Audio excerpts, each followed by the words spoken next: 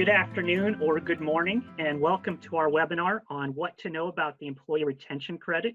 My name is Jim Donovan, and I'm a partner here at Eide that focuses on federal tax incentives.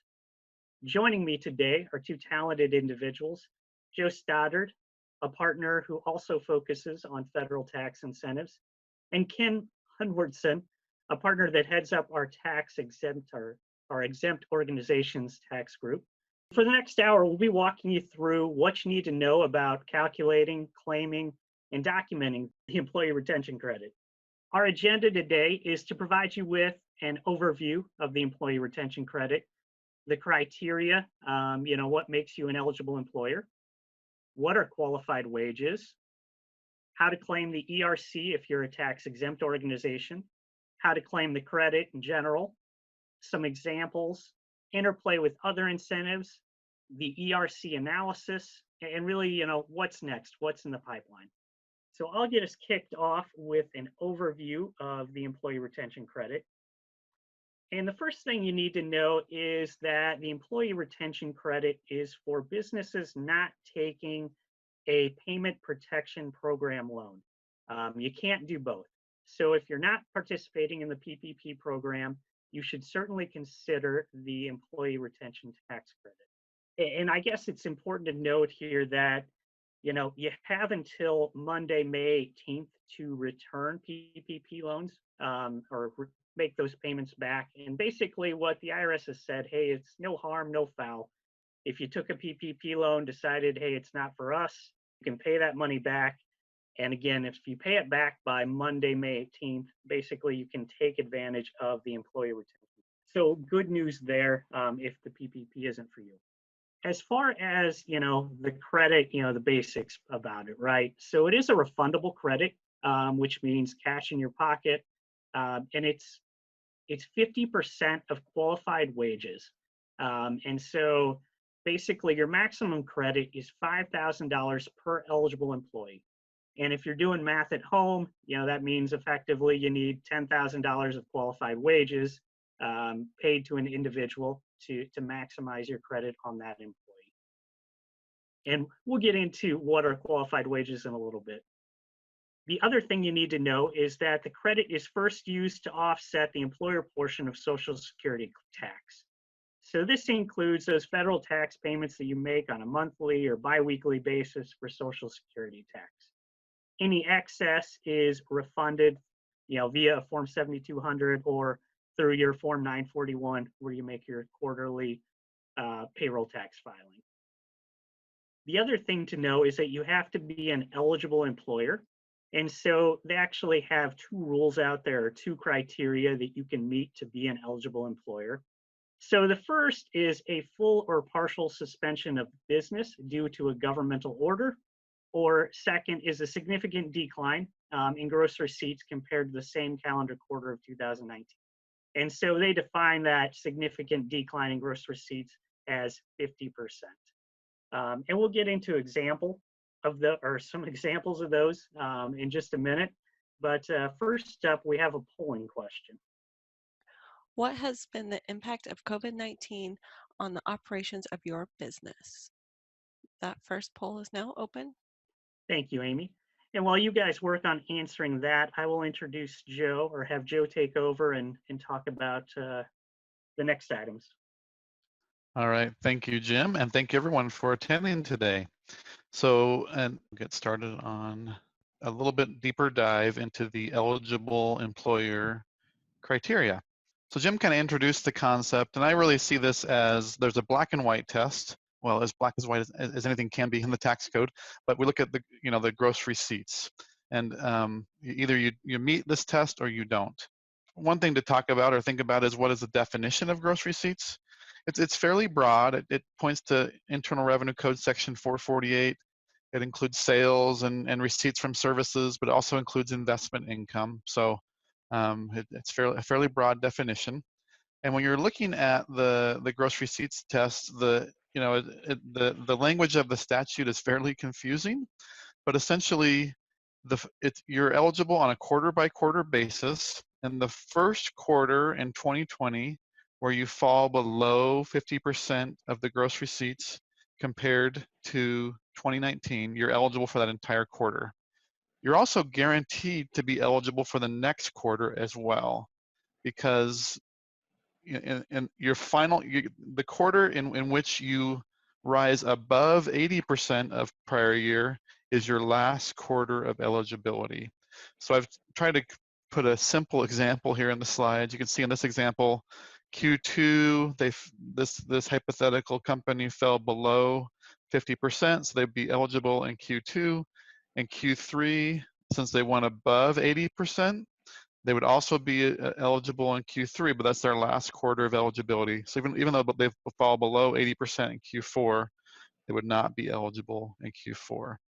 If you flipped, in this example, Q4, and you were at 70% in Q3 and 82% in Q4, you would be eligible, because again, Q4 in that scenario would be the first quarter above 80%, and that would be your last quarter. So again, black and white test, and you're eligible for the entire quarter and the subsequent quarter at least. So some good options there. The next slide talks through the more subjective test for being partially suspended. So Jim, if you can go to our next slide. And in this example, again, this is an either or test. So if you don't meet the gross receipts test, you can look to see if you meet the suspension of operations test. And under this, again, this is much grayer, but have you had either a full or partial suspension of operations due to a government order? So what is a government order? And the guidance we have in here, by the way, is coming primarily from, we have the language of the statute, and then we have some IRS FAQs. So the FAQs that the IRS put out basically says a government order includes proclamations and decrees and various things from the government, but it would not include less formal orders like statements made during a press conference or during an interview. So it has to be more of an official order, and not comments that were made, for example, by a state governor. The biggest question that we're getting, and just the most uncertainty, is what constitutes a partial suspension of business. And one thing that we hear a lot is, hey, I've been deemed an essential business in my county or my state. Is it even possible that I could say that my operations have been partially suspended? And the short answer to that is yes, it's possible. Some of the FAQs given by the IRS address scenarios where an essential business can have a partial suspension of operations. We won't go through the detail of all the examples, but one example, we had an essential business that was a auto parts manufacturer, and in this case, they had a key supplier that had been partially suspended, and therefore it was sort of this cascading effect, right, where the essential business couldn't get the supplies they needed to make their parts, therefore they were also deemed partially suspended. So two important takeaways from that. Number one, an essential business can meet the criteria, and number two, this cascading concept of a supplier being impacted by a suspension can therefore help show that the business that they were supplying to was also suspended. We don't have any examples that go the other way, that say, well, if I'm creating a product and my customer's business has been suspended, therefore all of the orders stop. Is that enough to have a partial suspension because I have to shut down without those customer orders? So there's hopefully more to come, and hopefully more favorable examples to come, but we don't have all the answers for sure. Another example is that a government order that would limit the hours of operations of a business would constitute a partial suspension. So if you're in a jurisdiction where a grocery store, for example, is deemed an essential business, but they had to limit hours because of a government order, that would be enough to constitute a partial suspension of operations. There's some examples in the FAQs of businesses that were not partially suspended. And the one that's the most robust that the IRS put out there is an example of a software development company where they had all of their staff would routinely work from home 1 or 2 days a week. So when their government order in their jurisdiction caused them to close their physical office, all of their folks could work from home via teleworking fairly seamlessly.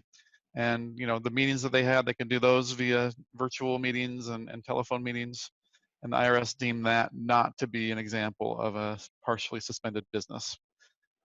What we don't have is, examples that go a little bit further. Like, what if all of their employees were not working from home, and they had an adjustment period? That sort of a thing. So, again, I think the IRS is fairly good at giving some black and white examples. The gray area examples, so far we haven't seen a lot in that space.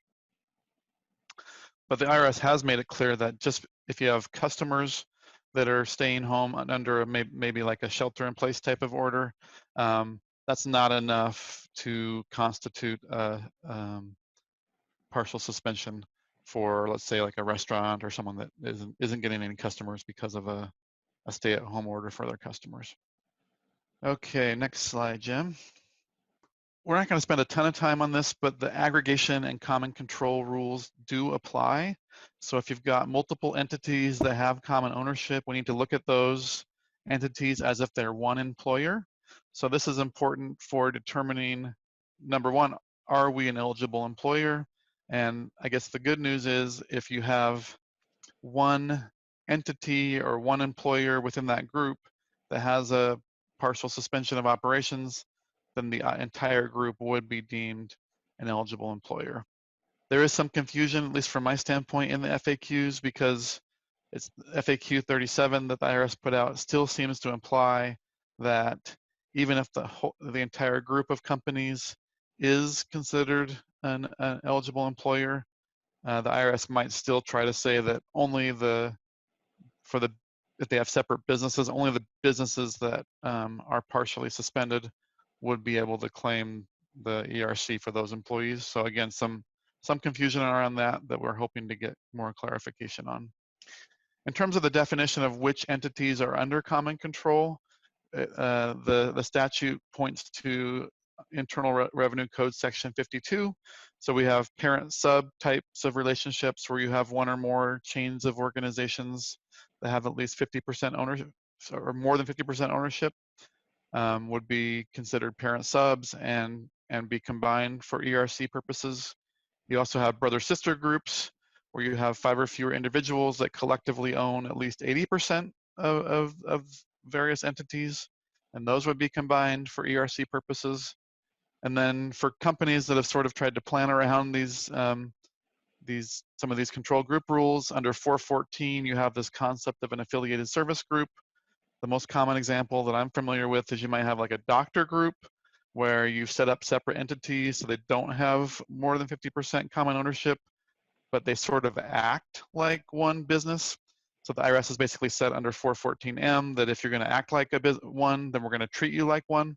So that would be kind of another way that you could be considered an aggregated group for purposes of this credit.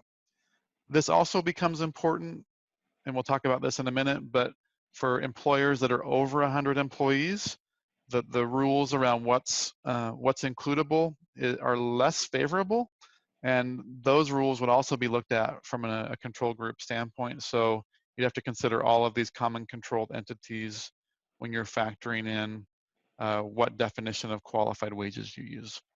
All right, so let's go to the next polling question. All right, polling question number 2 here. What is the size of your organization?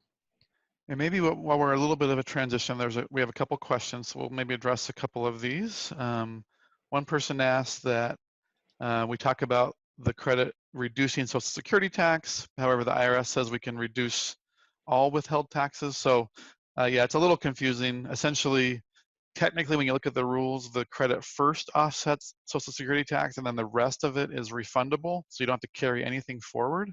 So the short answer is you're right. You're allowed to withhold all taxes in the quarter as if you anticipate claiming the ERC, not just the Social Security tax. And that would also include the employer portion of federal income tax and sorry, employee portion. And Kim's going to talk about that a little bit later.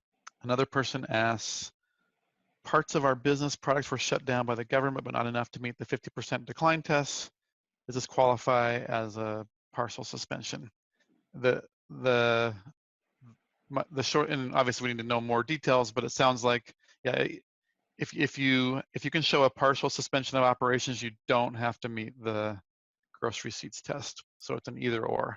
And then another person asked, is the employee retention credit the same thing as tax credits for required COVID-related paid leave? So we'll get to this a little bit later, but the short answer is no.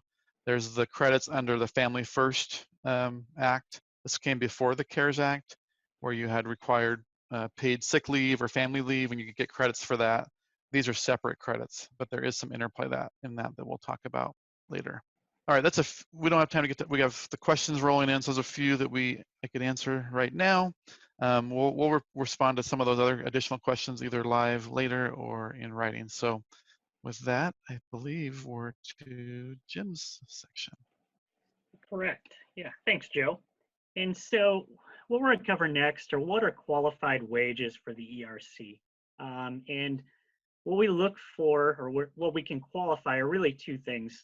There's qualified wages and then some qualified healthcare costs. And first, we'll cover qualified wages. And these are based on your Social Security wages, or wages that you would find on Form W-2 Box 3.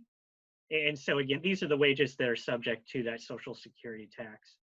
Qualified wages are maxed out at $10K. Again, that gets you to that $5,000 credit because it's a 50% credit. So that gets you where you need to be, right? If you pay somebody $10,000 during a suspension period or a quarter, where you would be eligible for the ERC.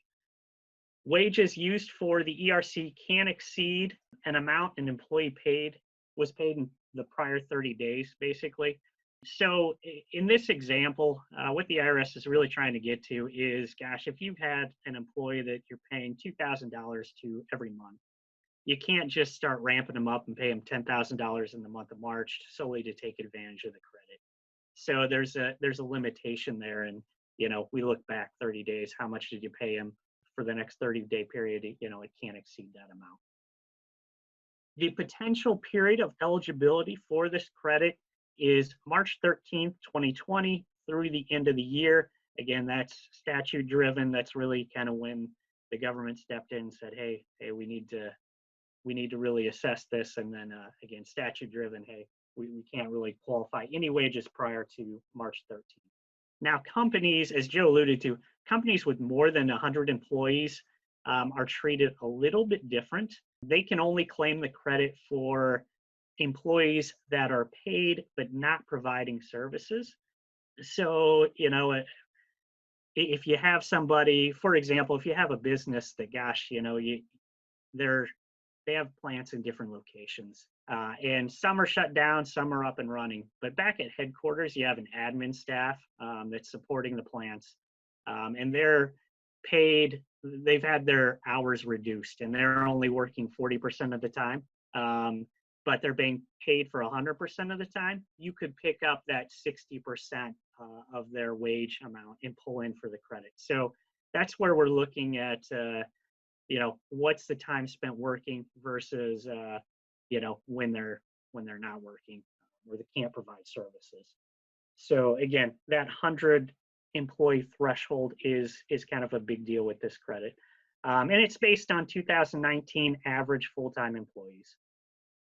So with that said, if you're smaller than 100 employees or 100 employees or less, it's a huge benefit because we can pull anyone into the credit. So if you have 99 employees and, you either make the gross receipts test or your business was fully or partially suspended, we can look at 100% of your employees and claim wages and appropriate healthcare costs during that time to pull into the credit. So in terms of some recent guidance from the IRS FAQs, first, employers eligible under the suspension of operations test, qualified wages only include the period that's suspended. So for example, there's a state that, North Dakota, for example, they shut everything down for salons and restaurants and certain other businesses starting on March 20th. And they extended it a couple times, and then they opened everything, well, to an extent, back up on April 30th. So if you were a salon, for example, your suspension period, assuming you didn't meet a gross receipts test, started on March 20th and ended on April 30th. So from that period of time, that's when we would look for qualified wages and qualified health care costs. The other thing to note is that severance payments are not eligible for the ERC. And then employers with over 100 employees may not claim ERC for pre-existing leave pay. And then again, we get to the allocation of not providing services. So in their examples, they really try and clarify that, it can't be productivity based is one of the things. So for example, if you have Tom, who generally produces 50 units per day, but he's presently distracted given the pandemic, right? He's only producing 35 units.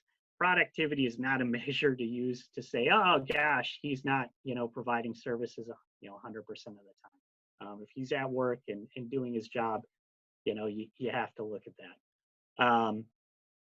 But an employer is allowed to determine or allocate how much time an employee is spent not working. So again, we go back to that admin example, and is there a clear definition there? In that case, there is, right? Because they've reduced hours by 60%.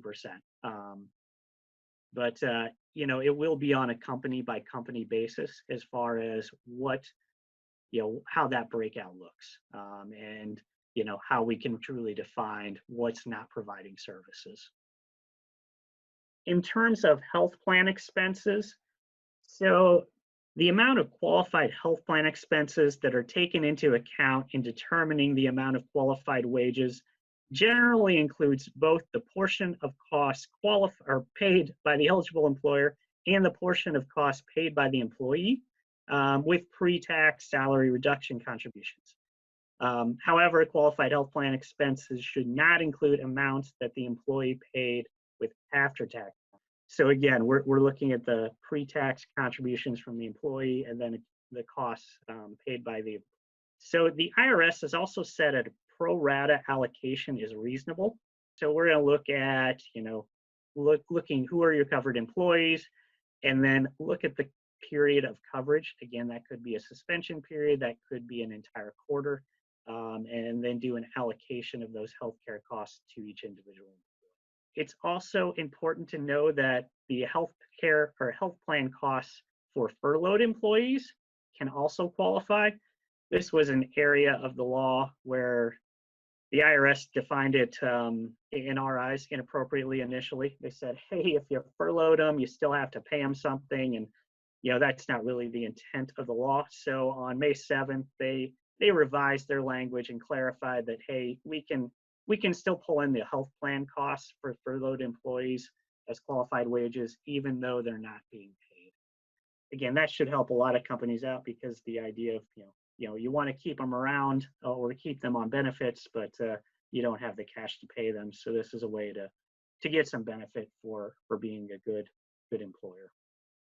Which brings us to polling question 3. All right, polling question number 3. Has your organization furloughed any employees during the COVID-19 pandemic? And Jim, this might be a good time to address a couple more questions, if that's okay. Yeah, that'd be great. And so I've got a couple of these I can just answer for us. So one person asked, are foreign employees considered? That's a good question.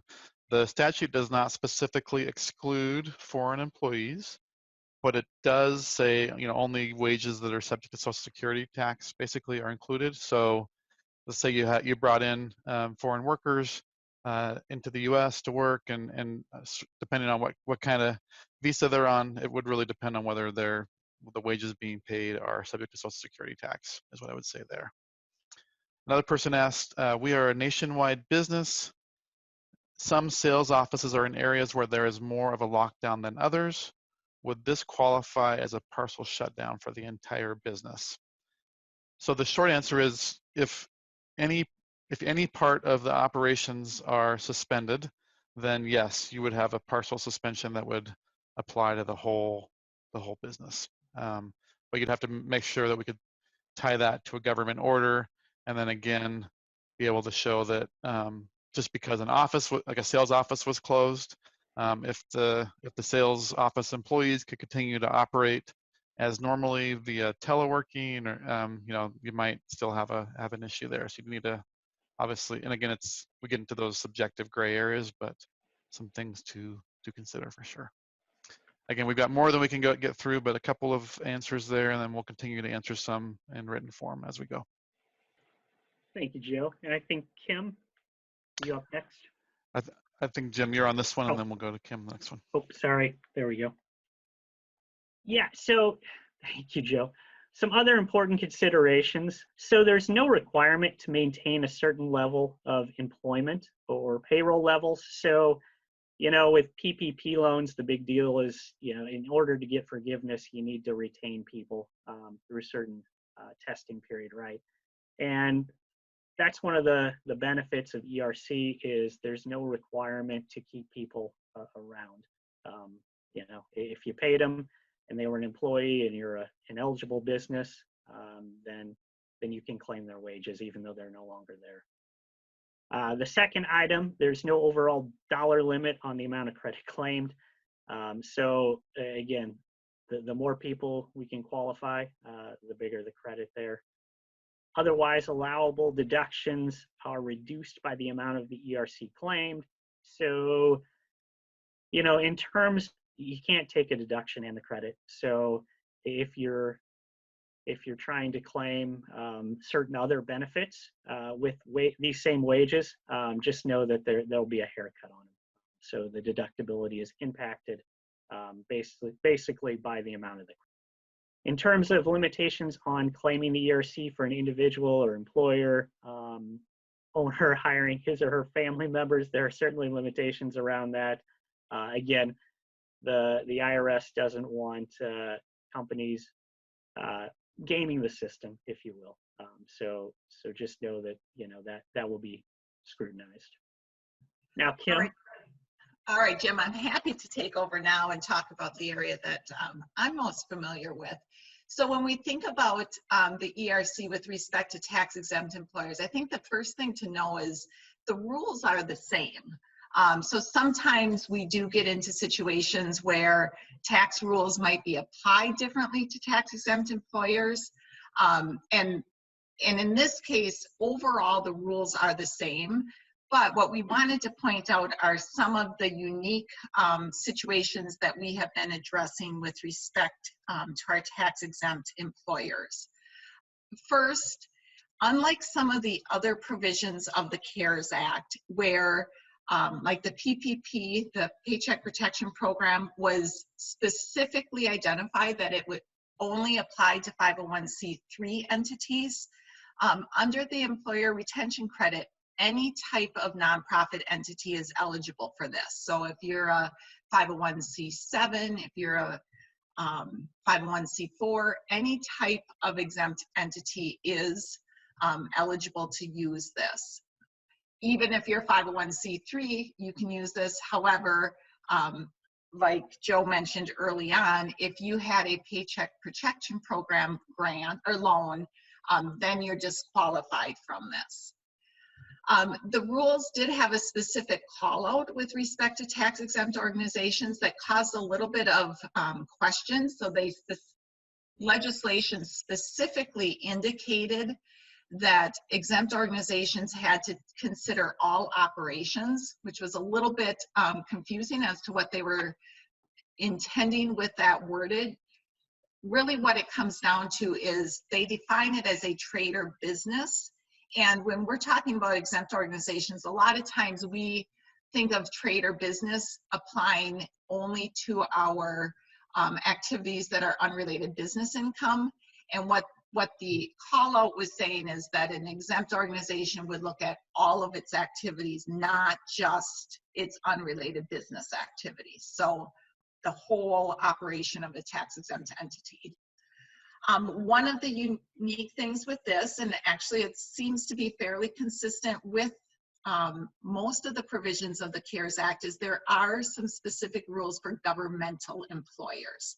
So governmental employers are not eligible for the employee retention credit, and they specifically define for this purpose a governmental employer to be a federal or state government or any political subdivision thereof, and any agency or instrumentality. So where we see this coming up in my practice is primarily with respect to governmental hospitals, and whether that hospital is considered to be an instrumentality. There are 6 factors that are laid out in one of the questions and answer that an organization would need to go through to determine if, for purposes of this, they meet the definition of an instrumentality and therefore would be excluded from being able to use the employee retention credit. So if you're in that situation, I would refer you to the question and answer. It's actually question 19 that goes through those factors. Another distinction for tax-exempt entities is with respect to gross receipts. So it was mentioned earlier that gross receipts is a fairly broadly defined term with respect to the questions and answers. However, when you think about gross receipts, it raises questions when we think about nonprofit entities. So does gross receipts include contributions? Does it only include payments for services? Is it defined as your actual receipts, or is it your revenues? And the only thing that we have at this point is one of the questions and answers, again, specifically said, when you look at gross receipts for tax-exempt entities, they would be providing additional information. The IRS at this point has not provided that information, so we still will be looking at guidance as to how does a tax-exempt entity determine if they've had that 50% reduction in gross receipts. I would anticipate it would be pretty broadly worded, but we'll have to see as that guidance comes out. And then just to think about a couple of common things and common questions, at least, that we've been addressing. So specifically in a hospital setting, but I've seen this with other organizations, is what if we have a specific service line? So we're an essential employer. If I use an example of a hospital, we're an essential employer. We're still open, we're still operational. However, there was a government mandate that said that we could no longer do elective procedures. So in that situation, we would assume and consider that those elective procedures, because there was a government mandate, would qualify as a partial suspension of operations. We've also had a discussion on schools. So we know a lot of our schools had, or a lot of them had, a time period where the schools were not in session. I know I'm from Minnesota. We had about a 8-day time period where the students were not allowed to attend any online classes. It was intended for the teachers to get up and operational. So during that time, we think that that could be considered a partial suspension. We also think that there's possibilities where you have certain employees who are not able to perform their duties. So if you think of your janitorial staff, you think of your cafeteria, if you're within a school setting. If your students aren't coming to school, those individuals don't have work that they can be doing. There's the questions and answers haven't addressed this specific situation. However, there was some guidance in some of the Treasury releases that there is an example about an accounting firm where their custodial employees, their mailroom employees, weren't able to work, and that would make them partially suspended. We also think there's some impact of those aggregation rules. If you read through those rules and try to determine how they impact exempt organizations, most of the rules talk about ownership. Tax exempt entities don't have owners. So we don't know specifically how the IRS would intend to play in the aggregation rules. And then I did see a question that came in. One of the questions was with respect to defining the prior vacation time. And that is what that rule was saying, is that if you have individuals who had earned PTO and you're requiring them to use their earned PTO because they can't work their full 40 hours, and so they use that earned PTO to replace that compensation, that does not get included in the total compensation that's included for the credit. Okay, and then next slide. So with respect to how do you claim the credit, and we addressed this a little bit already, but the first way that employers can claim the credit is you actually reduce your federal tax deposits by the amount of your anticipated credit. And this, even though the credit is only for Social Security tax, your employer portion, you can reduce the entire required deposits of payroll taxes, including those that have been withheld from your employee wages.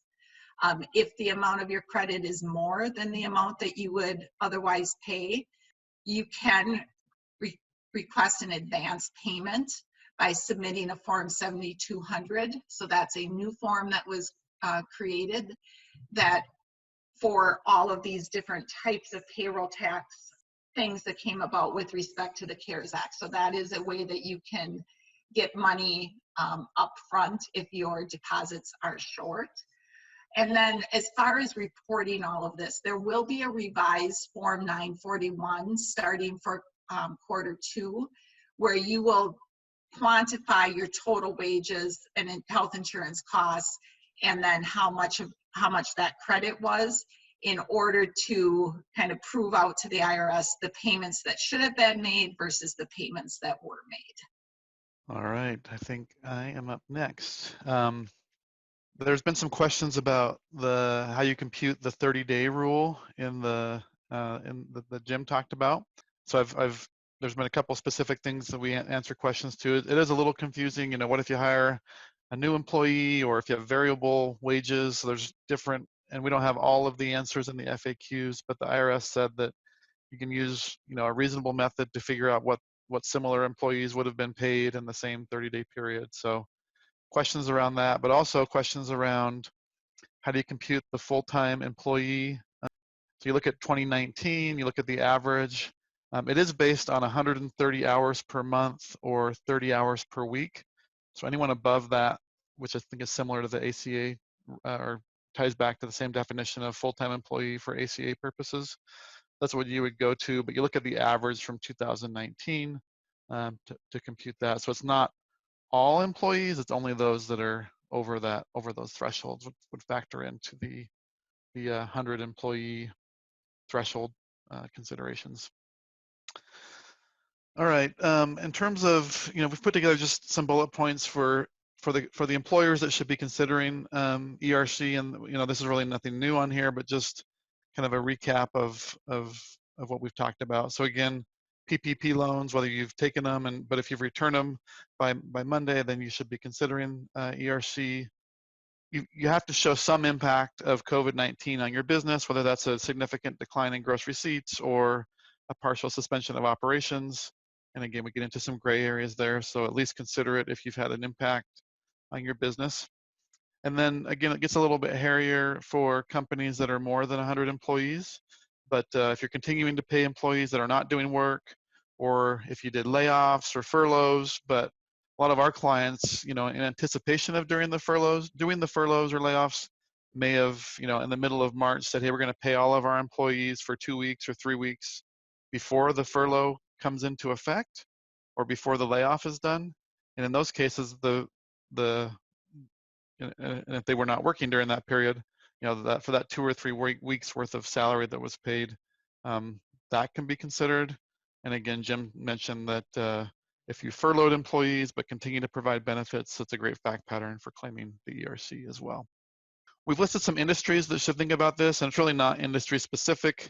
but there's obviously certain industries that are more likely to be impacted by COVID-19.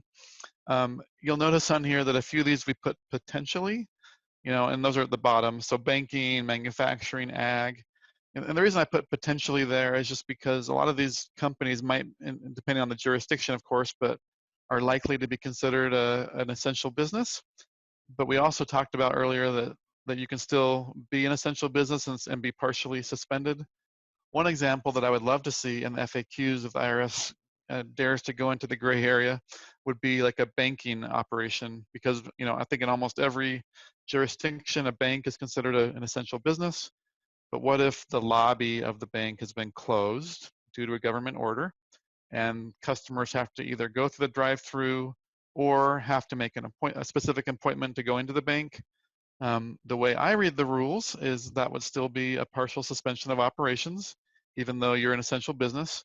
But again, that's not the type of gray area example that we've gotten from the IRS, at least at this point. So again, more questions than answers around the partial suspension right now, but a few things to think about for sure. We've got a couple of examples just from some of the employers that we've worked with, and trying to highlight kind of how the dollars can add up, especially for companies or for employers less than 100 or more than 100 employees. So one employer that we're working with has around 85 employees. They do have a partial suspension of operations. The potential credit, of course, we're still only partway through Q2, so we don't have all the final dollars, but since they have 85 employees, they can take the credit for all wages paid. So the maximum credit that they'd be able to claim for 2020 would be $425,000. Again, this is tax credit dollar for dollar, so the numbers can add up fairly quickly. Another company that we've been working with has around 650 employees, so clearly above the 100 employee threshold. They also have partially suspended operations. So it's a little bit more of a detailed analysis in this example, because we have to look at which employees are being paid and not providing services. Like Jim talked about, it's not an all or nothing. A lot of employees are working part of the time and being paid full time. So there's an analysis that we're doing to figure out which employees, are they working half the time, and factoring that in to consider maybe half the wages would be eligible for ERC. In this example, we think we have about 230 employees that are on our radar. So if we can max out the credit for those employees being paid, then you multiply that by $5,000, and you've got 1.1 million of credits available. So again, can add up fairly quickly if you fit the right back pattern. We won't go through all of this. There has been some questions that I've responded to in written form. Interplay with other provisions. Someone specifically asked about the EIDL loans. You can still claim the ERC if you had an EIDL loan, including the $10,000 advance. So definitely keep that in mind. We talked about the Families First credits for paid and sick leave. You can take both, but you cannot take the ERC for the same wages that you took for Families First paid sick leave. So you have to count different wages, but you can claim both credits. If you take the WOTC credit, you just be careful. You cannot take the employee retention credit on WOTC wages, so you need to just be careful and choose one or the other to claim those credits. There are some other planning. There's other payroll credits. One thing that Jim and I work with a lot is the R&D credit that's available to offset the employer portion of Social Security tax. In terms of the ordering or stacking rules, you can take that credit first. That's a carry forward credit. So if you don't have enough employer portion of Social Security tax to offset the R&D credit, if you're eligible for the small business R&D credit, the remainder would be carried forward. So you could take that first, and then in that same quarter, you could claim ERC. And since the ERC is refundable, you could still claim and get the full benefit of ERC in the same quarter that you took the R&D payroll credit. So just one example there. We are to our final polling question. So Amy? All right, the last polling question here is your organization planning to take advantage of multiple CARES Act provisions? Maybe we'll go to a couple more questions, Jim, before we go to your section, if that's okay. Yeah. One person asked, are you aware of anyone receiving funds from filing of a Form 7200? Kim, I don't know if you've heard anything specifically. I know a lot of the clients I've been consulting with would rather just wait and continue to reduce their federal tax deposits.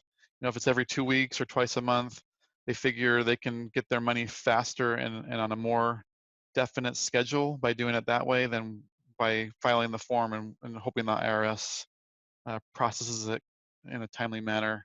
The IRS has said they're hoping to get those turned around in 2 weeks, but I don't have any specific examples. Kim, have you seen anything there? Yeah, I haven't seen anything on that either. So again, I think most of our clients are just taking the route of reducing their federal tax deposit.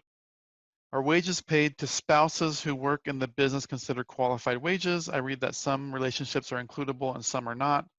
Yeah, and it really goes, the relationships we're talking about is for the more than 50% owners, or if you have a self-employed person that has employees, you know, you can't take it for the owners. So in this case, my understanding is the spouse of an owner it would be excluded. So it would not be allowed to claim the ERC for that specific person, but for the other unrelated employees, you could.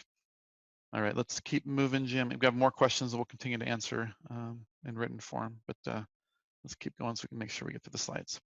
Perfect. Thank you, Joe. And so in talking about, gosh, what can we do to help you determine your ERC? Step one is really determining your eligibility. You know, how do you qualify? Do you meet the gross receipts test? How many quarters are you going to meet the gross receipts test? Or do you qualify under partial or full suspension of the business? And again, that's via government order. So that's really kind of step one. Step two is determining the number of full-time employees, and I appreciate Joe further defining that. Yeah, there's some pretty specific language around looking back at your 2019 employees and who would count and who wouldn't count. So that's really the second step. The third step is estimating the potential benefit of the ERC, and that's really to allow you to start taking that benefit immediately and start reducing payments to the government. Step four is to formulate a plan for determining the ERC for each eligible quarter. And again, this goes more to the fact that, you know, seeing now that a lot of suspensions are being lifted, it's going to be more whether you qualify into the gross receipts test and maximizing that benefit. Step five is finalizing and documenting those credits, including the interplay with other incentives, knowing which you may have to reduce in the future. And really the documentation is key here. A couple of things that they're looking for is, you know, gosh, you know, how do you qualify first of all, and then, you know, how are you allocating those costs are going to be important if you're ever audited. Step six is claiming the credits and coordinating with your payroll provider. And again, we can help you through all these processes. So talking about documentation, you know, really what we're hearing from the IRS is a couple of things. You know, they really want to hammer home, you need to document why you're an eligible employer. Again, that's the gross receipts or full or partial suspension of the business. You know, what's your methodology for determining qualified wages? And this, we really look at your, you know, if you have more than 100 employees, you know, how are you capturing that percentage of time and those qualified wages that are not providing services? And then also your approach for allocating the healthcare expenses. So those are really the key things that we're going to have on file to support your credit. And then again, coordination with other incentives and, you know, for your tax provider in terms of, hey, is that deductible, or, you know, do we need to take a small haircut on that? So in terms of what Eide Bailey's providing, we're available to help you. And it's really, it runs the gamut here. We can absolutely answer your questions, be a sounding board. For some clients, we're doing some consulting to assist with the determination and documentation. Some we're doing calculations. And then we have some clients that they've just fully outsourced it to us, and we're doing everything from tip to tail. So again, we're here to help, and we can provide service on a variety of levels depending on the need of your organization. And with that, I think I'll pass it over to you, Joe. So what's next? Like many things from the CARES Act and other legislation that we've seen in the wake of COVID-19, we continue to get, number one would be what's next in terms of guidance. Obviously the IRS and Treasury is a huge bureaucracy, and the fact that they've been able to get us some FAQs within weeks of the legislation being passed, I think is good. I think we expect to see those additional FAQs released. Kim specifically gave the example of additional FAQs around the definition of gross receipts, for example, for a tax-exempt organization. Jim talked about how the FAQ around the furloughed employees and the benefit payments has been recently revised. So we expect the IRS to continue to revise and issue additional informal guidance for the most part. And I think it's pretty. I think the IRS makes this big disclaimer, right? FAQs are not official legal authority.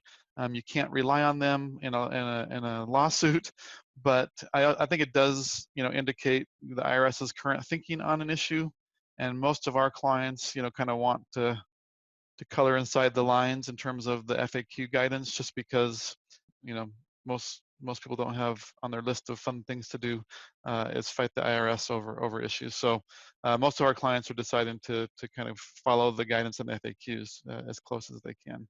There's potential enhancements for the ERC on the horizon. There was a standalone bill released late last week that would significantly enhance the employee retention credit. And then when the House Democrats introduced their bill this week, it had, and by the way, that standalone bill was a bipartisan bill. The House Democrats, even though there's a lot of partisan pieces of their bill, it included most of the exact same provisions that was in that standalone bill. So if we ever get to some sort of compromise, when we get round 4 or 5 or whatever round we're at of COVID-19 legislation and stimulus, I would think that an enhancement to the ERC would be on the table. And again, we're talking about significant enhancements that are being thrown around. The credit percentage would rise significantly to 80%. It would also introduce a gross receipts test that would be phased in. So even if you had only a gross receipt reduction of 10%, you would get some ERC, and then it would increase benefit if you're up to 50% reduction. It also, right now we talked about a maximum 5K credit. If this legislation were passed, it would be a maximum $45,000 credit per employee. So again, significant enhancements. It would also significantly raise the definition of a large employer from 100 employees to 1,500 employees. So again, we're just, I think this would be a game changer. It also would expand to include certain government entities for state and local governments and their instrumentalities. So again, we don't take that to the bank yet, but I think it is interesting to see the proposals that are out there and being kicked around, and the ERC may become an even bigger carrot to keep your folks on payroll if something like this were to pass.